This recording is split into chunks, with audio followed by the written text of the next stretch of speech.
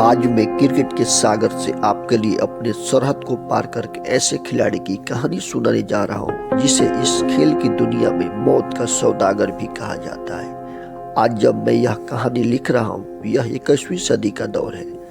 अभी गेंदबाज तो बहुत थे, मगर मैंने जिस खिलाड़ी को आपके लिए चुना है उसके जैसा दूसरा न है न होगा।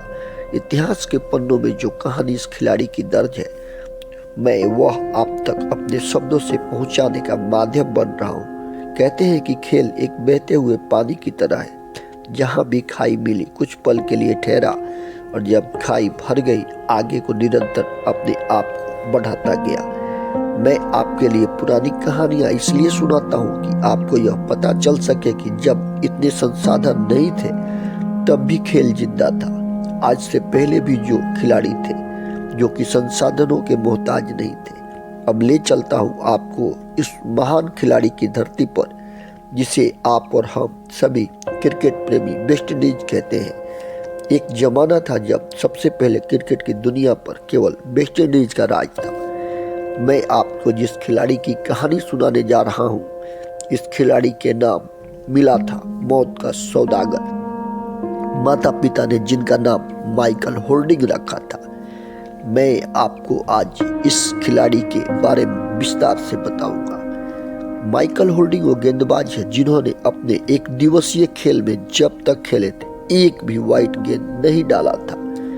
इनकी गेंद की खौफ ऐसा कि इनको बल्लेबाजों का काल भी कहा जाता था। माइकल होल्डिंग का जन्म 16 फरवरी 1954 में हुआ था। 1975 में अंतर्राष्ट्रीय क्रिकेट में अपना पहला कदम रखा। एक साल के बाद पूरी दुनिया के सामने अपने खेल का प्रदर्शन किया। जब गेंद लेकर दौड़ता था या गेंदबाज, तब बल्लेबाजों का दिल इसी खौफ से धड़कता था कि क्या होगा।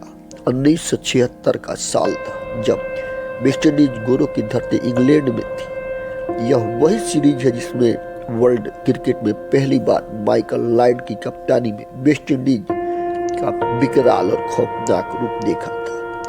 यह वही सीरीज था जहां माइकल होल्डिंग ने अपने खेल से दुनिया का परिचय करवाया था।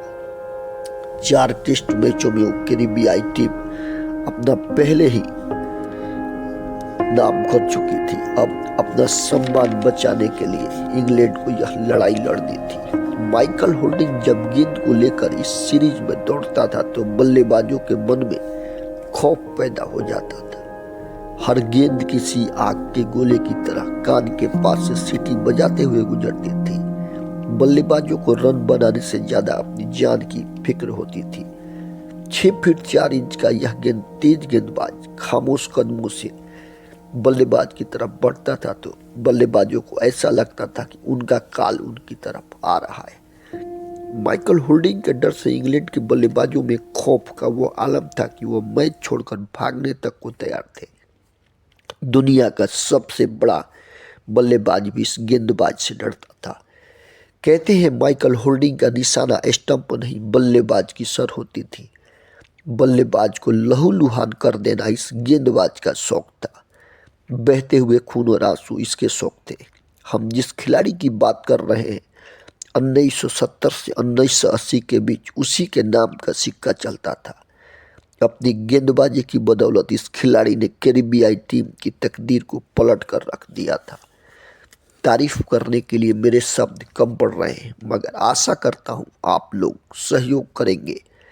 माइकल होल्डिंग को मौत की आहट के नाम से भी पुकारा जाता था। चलते रहिए आप, अभी बहुत कुछ बताना बाकी है। ओवल में इंग्लैंड के खून के आंसू रुलाए थे। वेस्ट इंडीज के पास एक से बढ़कर एक गेंदबाज थे, मगर इस गेंदबाज ने अपनी घातक गेंदबाजी के बदौलत ओवल के मैदान पर जो किया वो दूसरा कोई नहीं कर सका। ओवल के मैदान पर माइकल होल्डिंग की सबसे करारी हार का स्वाद क्रिकेट खेल के जन्मदाता इंग्लैंड को चखाया था। बरसाती गेंद के आगे विश्व स्तरीय बल्लेबाज के पास कोई जवाब नहीं था। पहली पारी में 8 बल्लेबाजों को पवेलियन का रास्ता दिखाया था। ओवल के मैदान को बल्लेबाजों का स्वर्ग कहा जाता है, जहां बल्लेबाज का बल्ला ही चलता था। तेज गेंदबाज एक एक विकेट के लिए तरसते थे, वहीं इस महान गेंदबाज ने अपना इतिहास लिखा था। माइकल होल्डिंग की गेंद ने बल्लेबाजों के स्वर्ग कहे जाने वाले मैदान को नरक से भी बदतर बना दिया था। यह खौफ दूसरी पारी में भी कायम रहा और इस गेंदबाज ने 6 विकेट लिया। इस महान बल्लेबाज की बदौलत कैरेबियाई टीम 231 रनों से जीती थी। माइकल होल्डिंग को 14 विकेट और मिला।